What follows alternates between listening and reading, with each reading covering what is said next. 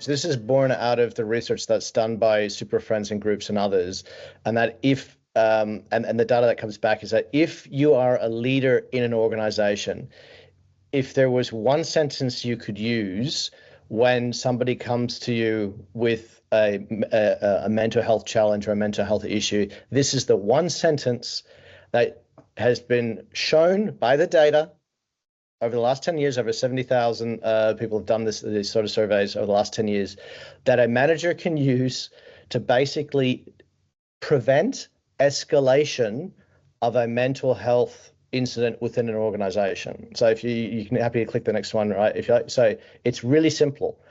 A manager is saying, I'm sorry you're dealing with that, but let's look at what we can do.